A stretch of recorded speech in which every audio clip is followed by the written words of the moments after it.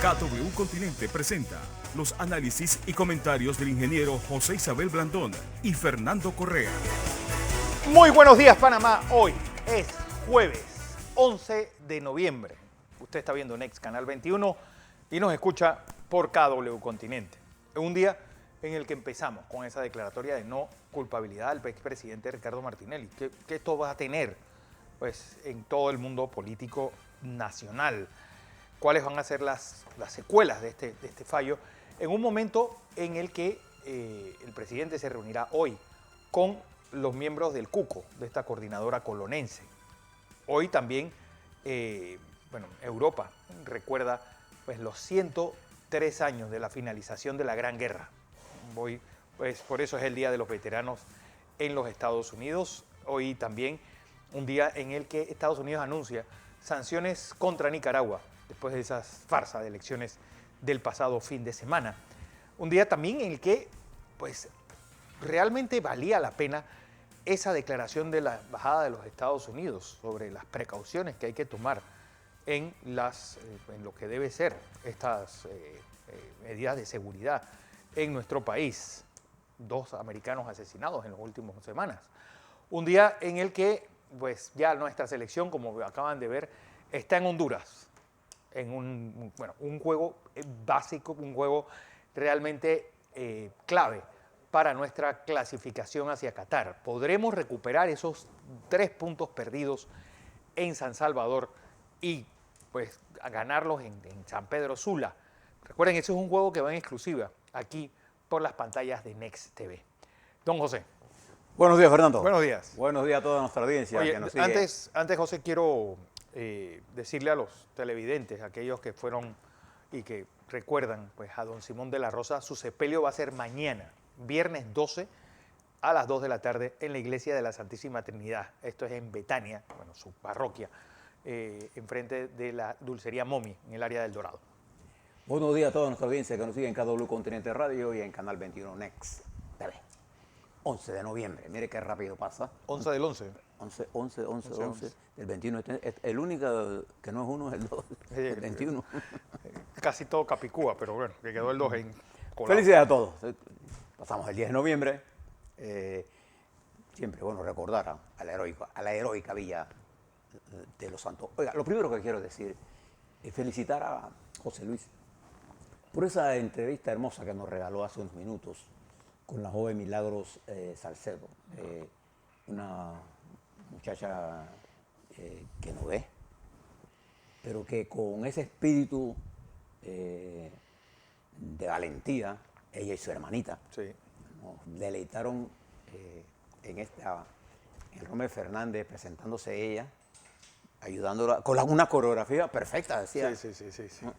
Y la madre, con qué orgullo habla de su hija. O sea, ese es el Panamá de nosotros, el Panamá profundo, el Panamá que necesita de nosotros, de todos. Y que debemos resaltar. Y ese espíritu que demostró esa niña y su hermana, esa solidaridad familiar, eso es lo que hace grande a una nación. De manera que este es un esfuerzo de esta empresa televisora por llevarle a usted un ejemplo de lo que hace la unidad de la familia. Por eso rescato esa entrevista tan hermosa. Ojalá la pudiéramos reproducir para que la gente la mire y se mire en ello. No para mirarlo, sino sintiendo una profunda admiración y respeto por estas jóvenes y esta señora. ¿No le parece, Fernando? Perfecto. Bien. Así debe ser. Segundo, quiero felicitar al pueblo uruguayo. Y usted se pregunta, bueno, ¿santo de qué? Bien. Cristina Perironi. Premio Cervantes. Premio Cervantes. Este es el premio de literatura más grande de la lengua castellana. O sea, Sí, lo da la Universidad de Salamanca. sí, su universidad. Ya, me amates. Cristina se ganó el premio de este año. Para que usted tenga una idea, Uruguay es un país pequeño y tiene 3 premios Cervantes. Es su historia. Sí, esta es la 6ª mujer que obtiene el premio Cervantes. ¿Por qué? Bueno, esta es una de las mujeres más comprometidas con la lucha social Y además que una historia de exilio. Y de la guerra contra las dictaduras. En la dictadura del 72 fue brutalmente perseguida. Nunca claudicó. Le quitaron incluso la nacionalidad. Nunca claudicó.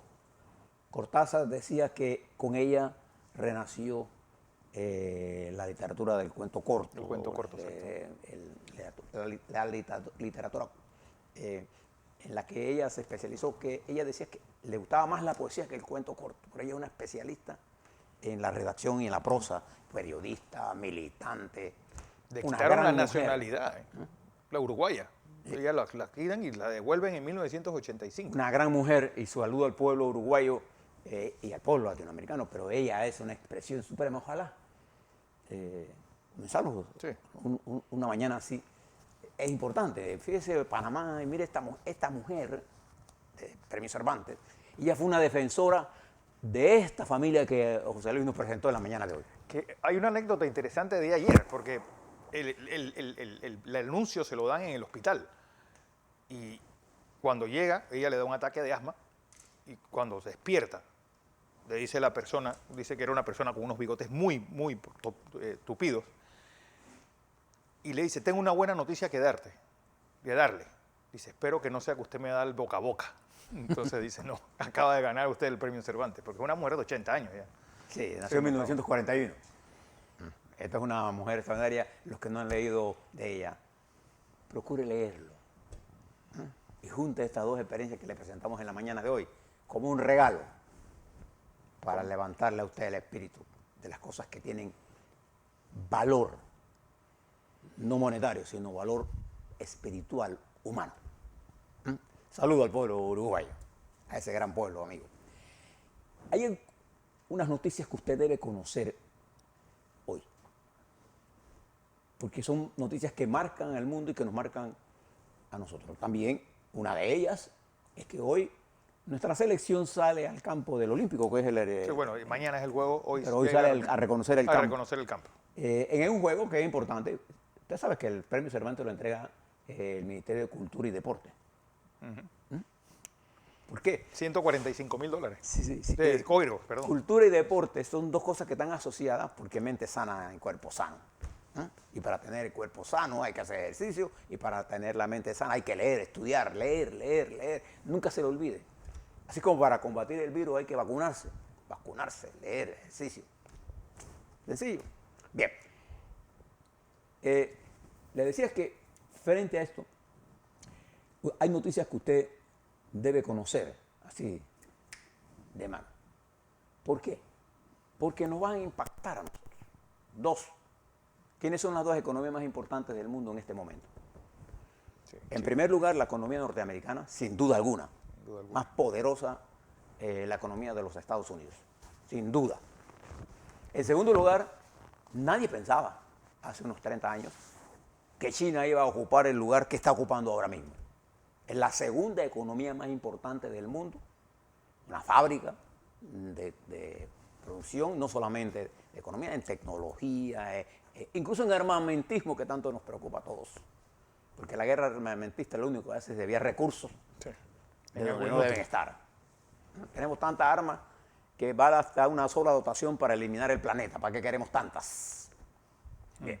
Estas dos economías se encuentran en una situación parecida en términos de uno de los problemas que nos está golpeando a todos nosotros aquí. ¿Cuál es ese problema, Fernando? La inflación.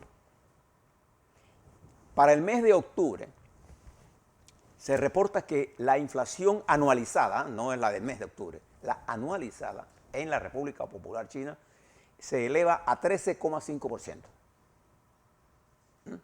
13,5%. Bueno, y también es que ha habido una impresión de dólares tan inmensa. Y esta es, en el caso de China, tiene que ver por varios factores que influyen en ello. El precio de los vegetales, y recuerde que la cocina china, de las cosas que más se usan son los vegetales, ha llegado a 16%. Y el costo de la gasolina se ha incrementado en 30%. Y el costo de la electricidad, que no la siente el usuario chino porque ahí hay un tope al costo.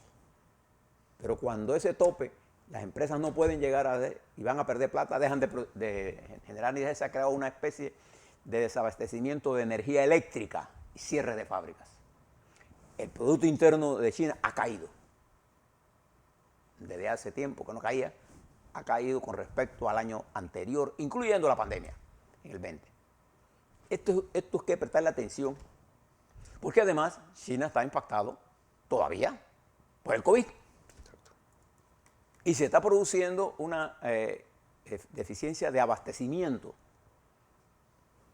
Y ahora le digo que sería importante que el gobierno de la República de Panamá, el presidente Cortizo, se reúna con las importadoras de alimentos, con los supermercados para ver cómo estamos nosotros de abastecimiento, con las farmacias, ¿sí? Y con el combustible. Nosotros tenemos que asegurarnos Esas tres cosas. esas tres cosas. Y la producción nacional, la producción extranjera para alimentos, 2, combustible y 3, Medicina. medicamentos. Yo no sé si ustedes se han dado cuenta, pero hay escasez de medicamentos en las farmacias. ¿Qué tenemos que hacer para que nada obstaculice que eso llegue? Esa es una reunión importante, por eso se los traigo. Pero fíjese, esto es China. ¿Cómo están los Estados Unidos? En los Estados Unidos está bajo la inflación más alta de los últimos 30 años. Mire lo que le estoy diciendo. La inflación anualizada a octubre, cuando le digo anualizado quiere decir que está llevada hasta el fin de año, ¿eh? Se estima en 6,5%, 6,2%, perdón. La más alta.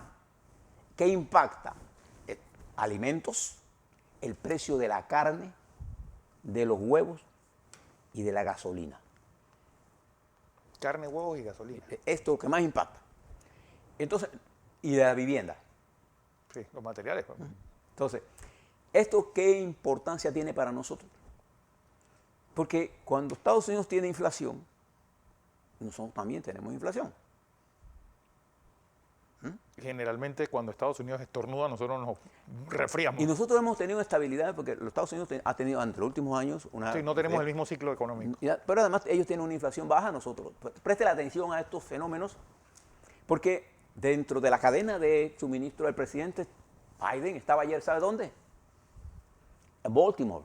Yo no sé, Fernando, ¿usted conoce Baltimore? Una ciudad ahí venida menos, pero a grandes pasos. Y allí estaba viendo los puertos, que son un desastre. Un desastre.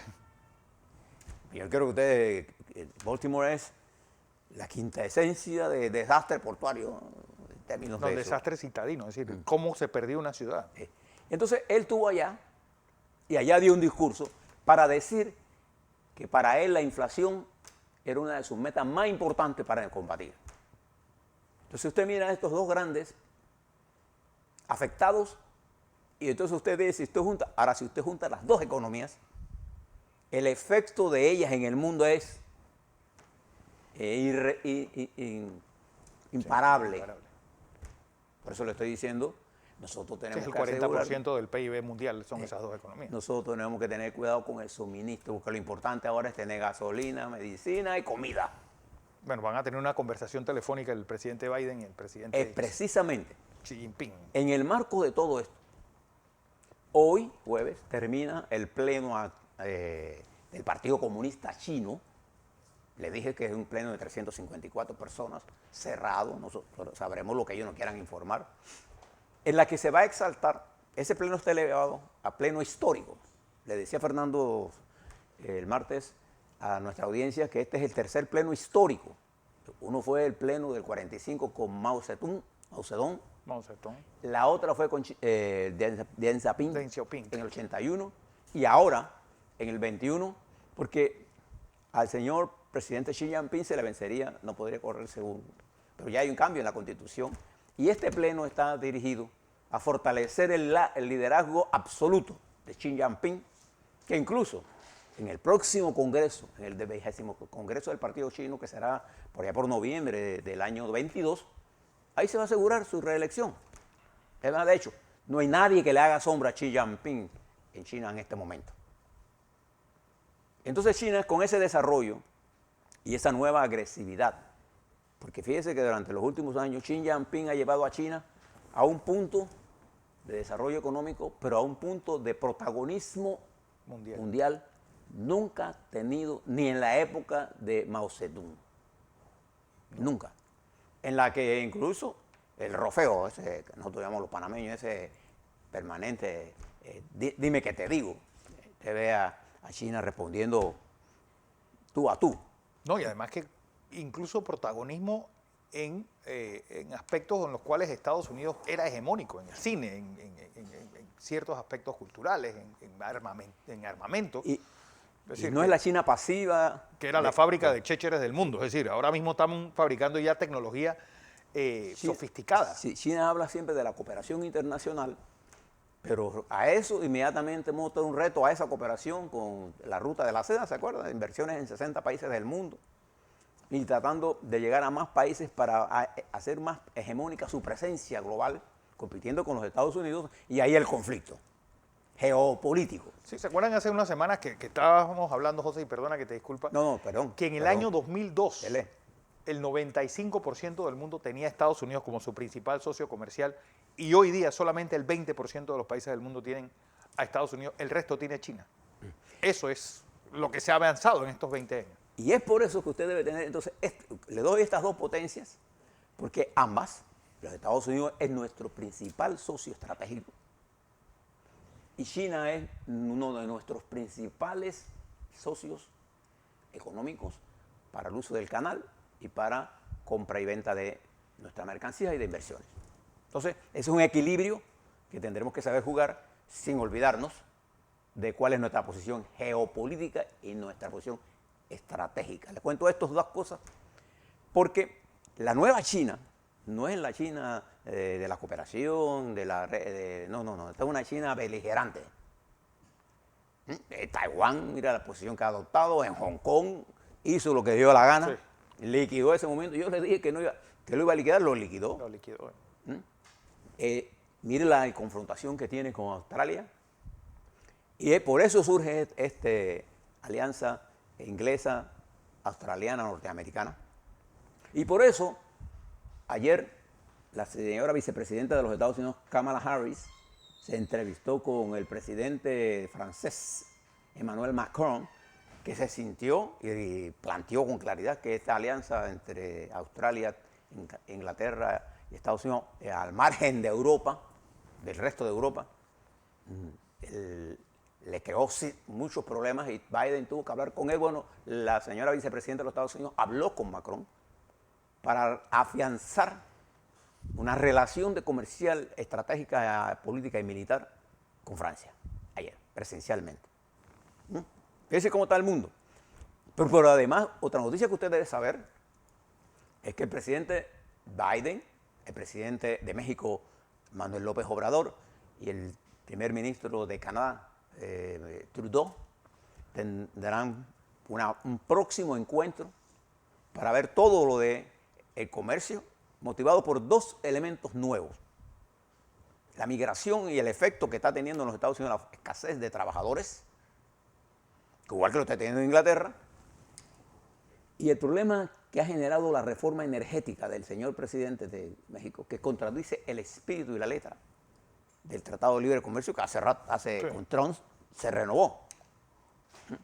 Yo le he dicho a ustedes que los tratados de libre comercio que teníamos mucha prisa de firmar con muchos países, por ejemplo, a nosotros no nos han generado absolutamente nada más que reducción de nuestro mercado. Y cuando nosotros queremos entrar a esos mercados, y cuando ellos queremos entrar a esos mercados, ellos dicen, no, lo que pasa es que la ley del Estado no lo permite. Sí. Entonces, hay tantas restricciones. Tienen un montón de salvaguardas que... Pero allá, ellos tienen su protección, nosotros acá no las tenemos. Entonces, esto se va a discutir. Esta es, digamos, la agenda que tenemos que mirar. Y reitero que ante esta velocidad con que están tomando los acontecimientos en los Estados Unidos y China tiene que añadirle que el COVID sigue siendo un elemento importante que restringe la expansión del país y la escasez de combustible ha hecho que el cierre de muchas empresas y hay desabastecimientos ya serios en materia de microchip. Los autos que se están produciendo son de tecnología inferior a los del 20. No hay microchip. Va a haber problemas con los suministros de celulares, el mantenimiento y nuevos. Sí. Ahí va a haber problemas con medicinas entre la India y China. Porque la India, que es el otro gigante de la población, también está afectada duramente, más de lo que ellos reconocen. Y eso es importante que nosotros miremos, porque nosotros tenemos una cadena de suministros importante. Y es importante que nosotros tengamos los suministros de medicinas, de combustibles. Y sería bueno que el presidente le hable a toda esta gente que sabe de los supermercados, los que importan alimentos, los que producen alimentos. Nosotros tenemos que garantizar nuestra comida y tenemos una ventaja estratégica, que por aquí pasan parte de esas remesas. Bien, este es el mundo en general, y si usted lo mira políticamente en los Estados Unidos, el expresidente Trump se enfrenta ahora a una serie de problemas. Recuerda que la democracia en los Estados Unidos está en asedio. La democracia está en asedio en todos lados del mundo. En todos lados del mundo. Porque la pandemia ha desnudado un sistema y ha puesto nuevos requerimientos en el mundo. La recuperación del 21 nos agarró desprevenidos, y particularmente aquellos países cuyo sistema logístico, como el de los Estados Unidos, los puertos de los Estados Unidos, tienen un serio problema de actualización tecnológica, igual que toda su red de ferrocarriles. Por eso que Biden el lunes, va a firmar la ley de infraestructura, que es 1.2 trillones de dólares de inversión en carreteras, en puentes, en ferrocarriles, en puertos. New Deal nuevo. Es la más grande inversión, Fernando, de la historia de los Estados Unidos.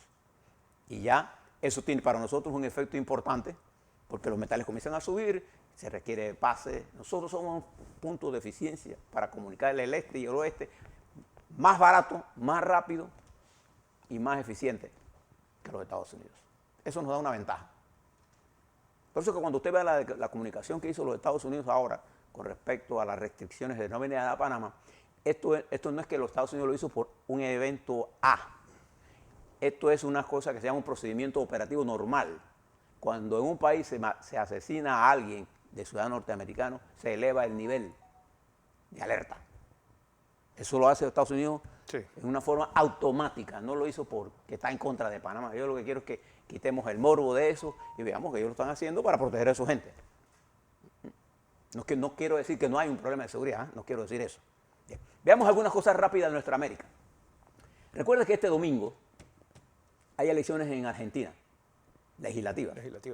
Y recuerde que las fuerzas del gobierno del Frente de Todos, que es el oficialismo, sufrió una derrota aplastante en las primarias de hace unos 2 meses. Este domingo 14 se discute la Cámara Baja, va a votación en la Cámara Baja y el Senado. Hoy esa Cámara Baja tiene 200, ¿cuántos tiene? 250 y algo, 257.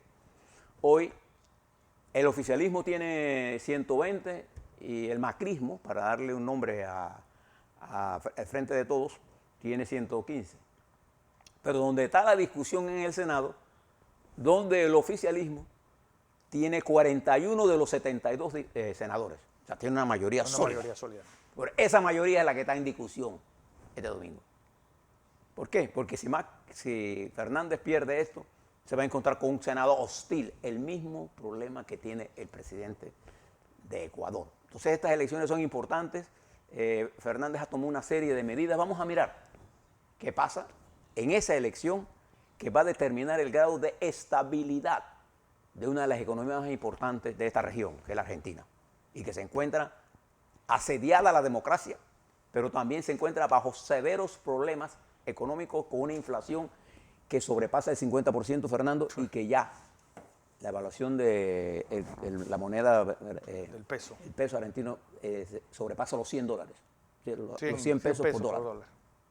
Un récord histórico que poca gente lo ha visto. Pero además de esto, ya estamos en la recta final de las elecciones en Chile. Y fíjense lo que está pasando en Chile. ¿Quién se imaginaba esta situación? Boric, el joven de la izquierda, y Kast, el mayor de la derecha, van cabeza a cabeza. Depende de qué encuesta usted mire. Ya no hay más encuestas. se cerraron, cosa que yo no veo por qué tienen que hacer 2 semanas antes, da igual, porque las encuestas no deciden elecciones. No importa qué encuesta usted tenga, lo que decide las elecciones es lo bastante. Pero las encuestas están dándole primer puesto, depende de la que usted mire, a Kast, a Broderick o al revés. Todas sí coinciden que en el segundo, y va a haber segunda vuelta, casi seguro, hay 50% de abstención. De verdad, hay 50% de indeciso, no abstención. Eso quiere decir que esto es una elección abierta. ¿Qué va a pasar? Puede ser entre estos dos o puede que se meta la candidata demócrata cristiana. Al final, no va a haber nadie con mayoría para esto y va a haber segunda vuelta. Pero si a la segunda vuelta va Kast y Broderick, este joven de la izquierda que tiene 37 años, si los jóvenes votan, porque uno de los grandes fenómenos en Chile es que los jóvenes dejaron de votar y de confiar en el sistema. Sí. Si ellos van a votar, es casi seguro que él ganaría. Pero si bajan la votación, es casi seguro que ganaría Kast. Yo cuando le hablo de estas cosas, usted tiene que pensar, ¿no? Hay quienes ya piensan, yo he visto gente en Panamá ya diciendo qué va a pasar en el 2024. Mi conocimiento no llega a predecir porque yo no tengo una bola de cristal. Yo analizo la dinámica de un país. ¿Usted recuerda cuando nosotros hablamos de la dinámica en Alemania, Fernando, este año? ¿Quién le quitaba en el febrero o marzo del año 21 la victoria al partido de la señora Merkel? Nadie. Bueno, igual que lo que pasó en Estados Unidos. En mayo eran los verdes, que se dispararon, ¿se acuerdan? Sí. Y ya se hablaba de que esta era la nueva. En las elecciones reales, ¿qué pasó? Ganó la socialdemocracia, que hacía tiempo que no veía el poder. Desde Gerhard Schröder. Y ganó de primero, y la Merkel reconoce, y la Merkel va a la oposición, y ahí, bueno, ella se retira de la política. Su partido va a la oposición. ¿Quién entendía esto que pasó en estos meses? Fíjese en los Estados Unidos. Trump se creía un invencible, ¿o no? Y fue derrotado brutalmente por más de 8 millones de votos electorales, la más alta, y por una mayoría de delegados igual a la que con el que él ganó. ¿Y por qué perdió Trump? Por no entender lo que estaba pasando. Y él se quedaba sobrado. Él creía que su teoría de la conspiración del virus lo lleva allá al poder y perdió la elección. ¿Por qué yo le hablo de esto? Entonces trató de dar un golpe de Estado. Bueno, entre otras cosas. Entre otras cosas. ¿Okay? Y fíjese lo que pasa en Nicaragua. El Tachito Ortega, que así le dicen los padres. El nuevo Chihuín. El Tachito Ortega y su familia, es lo más rico ahora, creen que han hecho la gran cosa. Pues. Y hay elecciones también en Venezuela y le estamos dando seguimiento a todo esto. Mañana le vamos a hablar un poco en detalle sobre esto. Al volver, Fernando, vamos a hablar del COVID nuestro, vamos a hablar de cómo está el proceso de vacunación. Llegaron nuevas vacunas Pfizer. Nosotros estamos en un proceso de vacunación bastante bueno. Hoy tenemos números muy buenos. Para 0 muertes ayer. Para darles a ustedes. Y quiero hablarles sobre el panorama político. Porque para mí el caso Pinchazo se acabó. Muerto, caput. Tenemos que volver la página ahora al país. Ahora le hablo sobre esos temas y la nueva dinámica política que entra ahora, sin entrar a predecir un futuro que no creo que haya nadie capaz de poder definirlo. Ni usted puede decir qué va a pasar en los Estados Unidos el 22 en las elecciones. Claro que no. Menos podemos decir nosotros qué va a pasar en el 24. A la vuelta, eso y más para compartir con usted, dándole los datos, y usted decide.